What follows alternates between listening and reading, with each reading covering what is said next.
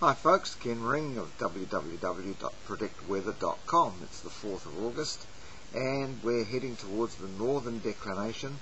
That'll be on the 6th. As you can see, the moon is just past the equator. There's the equator there, that white line, and it's going down in the sky. It's a descending moon, and so it's in the northern hemisphere now, which is why the weather is milder around the place, even though it's winter here.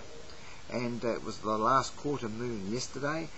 That was on the 3rd, which is why most of the rain, most of the precipitation has been in the morning between midnight and lunchtime. That's when on a last quarter moon you get most of the precipitation falling. It's due to the air tide that's caused by the moon. Every last quarter moon, if there's rain around, that's when it mostly comes, and it tends to dry up a little bit in the afternoon. Well, Northland is going to be dry in the second week of August, fairly dry, not altogether dry, but some dry spells, also in the Bay of Plenty and parts of the Waikato. However, Hawke's Bay, they're going to be dry for most of the rest of the month.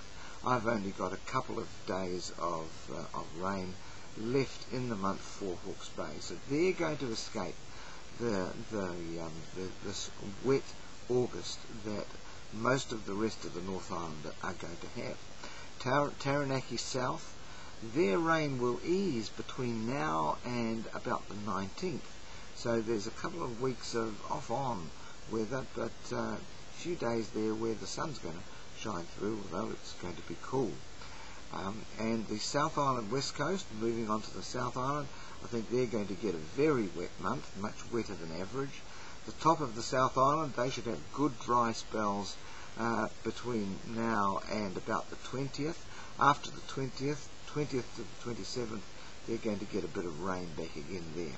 Canterbury and South Canterbury, they're going to be just about the only region in the South Island that's going to be drier than average, and this is because they're going to be escaping the brunt of the westerlies, just like Hawke's Bay, which is right on the east coast, because westerlies are going to be the prevailing wind over August, and of course the Alps shelter Canterbury from that.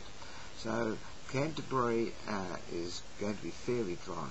All the rest of the South Island below Canterbury should get more precipitation than average, and especially Southland. I don't think they're going to have a very nice winter at all. In terms of temperatures, well, most will be average to cooler, except for the south of Canterbury, and they're going to be much cooler than average. So they're going to be the coldest in the country, which you'd expect because they're the furthest south. But it's not usual that we get some mild weather in the North Island like we're having now, and because it's not usual to have so much intensity of westerlies.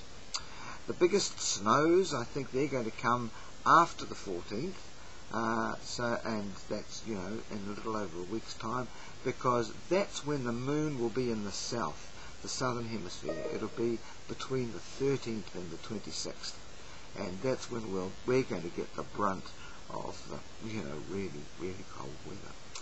So that's kind of the outlook for the rest of August for the rest of the country, and in coming days I'll talk about what's going to happen in some other countries over August. So thanks for watching. I hope you've got something out of it.